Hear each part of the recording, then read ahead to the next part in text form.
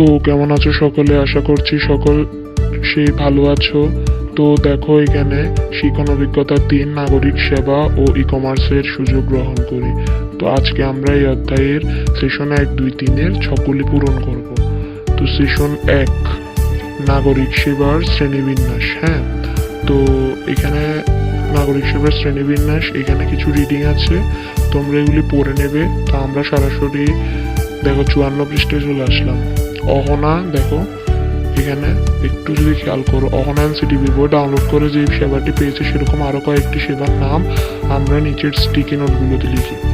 তো এখানে 6টা স্টিকি নোট আছে, তো ওগুলোতে আমরা নাগরিক সেবাগুলো লিখে ফেললাম। দেখো এখানে উত্তরপত্র দেওয়াই আছে।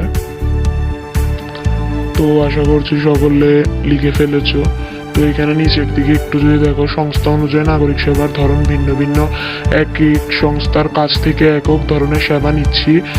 উপরের সব পর্যালোচনা করলেই আমরা নাগরিক সেবার শ্রেণীবিন্যাস করতে পারি, যেমন শিক্ষা সেবা, স্বাস্থ্য সেবা, কৃষি সেবা, আইন এবং বিচার সেবা, সামাজিক সুরক্ষা সেবা, নাগরিক নিরাপত্তা সেবা, ভূমি সেবা ইত্যাদি। তো এখানে 7টি সেবার নাম দেওয়া আছে। তো আমরা আজকে দেখো 54 পৃষ্ঠার ছকটি পূরণ করেছি। তো 54 পৃষ্ঠার শেষের দিকে যদি একটু খেয়াল করো, উপরের ধরনগুলো ছাড়াও, দেখো উপরের ধরনগুলো ছাড়াও আর কি কোন সেবা আমরা শনাক্ত করতে পারি পরের পৃষ্ঠে সেগুলো লিখে ফেলি।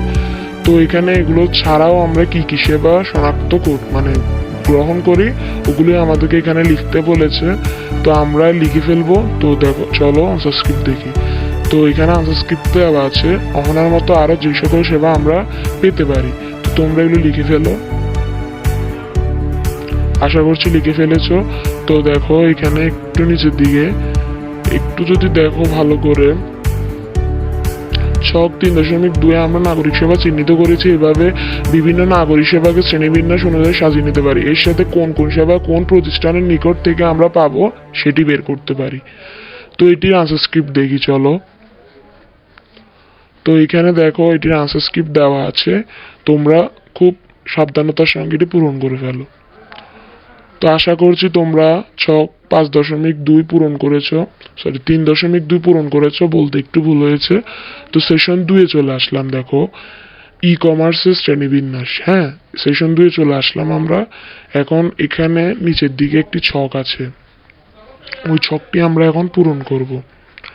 তো দেখো এখানে যদি একটু খেয়াল করো, পণ্যের নাম, পণ্যের ধরন। হ্যাঁ, তো এটির আনসার স্ক্রিপ্ট আমরা দেখি।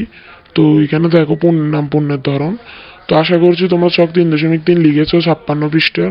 তো আমরা 57 পৃষ্ঠার ঘটনাগুলো পড়ে নেবে তোমরা, যাতে এগুলো তোমাদের ছকগুলি পূরণ করতে সুবিধা হয়।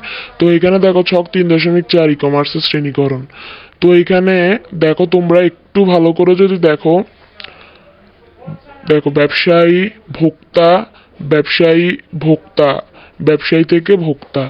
তো এখানে একটি ছক আমাদেরকে পূরণ করতে বলেছে। তো আমরা 4টি ঘরে এগুলো পূরণ করব। দেখো, তো এখানে আমরা 2টি ঘরে পূরণ করেছি, পরবর্তী ছকটি 4টি ঘরে পূরণ করব। তো দেখো এখানে একটু যদি খেয়াল করো তোমরা, উপরের ঘর পূরণের মাধ্যমে আমরা ই কমার্সের 4টি শ্রেণীকরণ পাই, অর্থাৎ যোগাযোগ ও পণ্য আদান প্রদানের উপর ভিত্তি করে শ্রেণীকরণ হয়। নিচের ছক ই কমার্সের 4টি ধরনের নাম ও এদের বর্ণনা লিখি। তো এখানে ই কমার্সের শ্রেণী বর্ণনা ক্রম, এখানে ক্রম আছে 1, 2, 3, 4।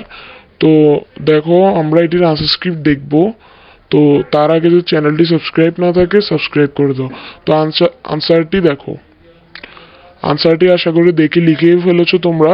তো আমরা সেশন 3 চলে আসলাম। দেখো সেশন 3 নাগরিক এবং ই কমার্স সেবা উদ্যোগের পূর্ব শর্ত। তো নাগরিক সেবা ও ই কমার্স সেবা উদ্যোগের পূর্ব শর্ত। হ্যাঁ, তো এখানে রিডিংগুলি তোমরা পড়ে নেবে। এখানে একটি ছবি আছে, ছবিটি ভালো করে দেখে নাও, কারণ এই ছবিটি থেকেই পরবর্তী যে ছকগুলি আছে ওই ছকগুলি পূরণ করতে হবে। ভালো করে দেখে নাও ছবিটি ভালো করে দেখে নাও। তো দেখো ছবিটি থেকেই, দেখো এই ছবির বাইরে অন্য কারোর জন্য সেবা দেওয়া সম্ভব হলে তাদের কথাও বিবেচনা করতে পারি। এবার আমাদের টার্গেট গ্রুপের নামগুলো লিখি। তো এখানে টার্গেট গ্রুপের নামগুলো লিখতে হবে। তো এখানে টার্গেট গ্রুপের নামগুলো দেওয়া আছে, তোমরা লিখে ফেলো। তো দেখো পরের ছকটি শিক্ষার্থী টার্গেট গ্রুপের নাম, খাতা কলম পেন্সিল, কি সেবার প্রয়োজন। হ্যাঁ, তো এই টার্গেট গ্রুপের নাম শিক্ষার্থী, কি প্রয়োজন, খাতা কলম পেন্সিল, আর সেবার ধরন কি ই কমার্স। তো এখানে একটি উদাহরণ দেওয়া আছে, আমরা বাকিগুলো দেখি। তো বাকিগুলো দেখে তোমরা লিখে ফেলো। তো আশা করছি তোমরা লিখে ফেলেছো। তো ছক 3.8 সেবা প্রদানের পূর্বশর্ত। ডিজিটাল মাধ্যম ব্যবহার করে, হ্যাঁ, ছক 3.8 একটু যদি ভালো করে লক্ষ্য করো, ডিজিটাল মাধ্যম ব্যবহার করে সেবা প্রদানের পূর্বশর্ত। তো এটির আনসার স্ক্রিপ্ট দেখি চলো। এখানে আনসার স্ক্রিপ্টটি দেওয়া আছে পৃষ্ঠা 63, ডিজিটাল মাধ্যম ব্যবহার করে সেবা প্রদানের পূর্বশর্ত। তো তোমরা এটি দেখে লিখে ফেলো। আর যদি আমার চ্যানেলটি সাবস্ক্রাইব না থাকে সাবস্ক্রাইব করে দাও। তো আজকে আমাদের সেশন 1, 2, 3 63 পৃষ্ঠা পর্যন্ত শেষ হয়েছে। সেশন 4 ও 5 সেবা প্রদানের জন্য পরিকল্পনা প্রণয়ন। আমরা পরবর্তী পর্বে সেশন 4 ও 5 এর ছকগুলি পূরণ করব। তো আশা করছি আমাদের চ্যানেলটি তোমরা সাবস্ক্রাইব করে ফেলেছো। তো সাবস্ক্রাইব করে আমাদের পাশে থেকো। সকলকে ধন্যবাদ।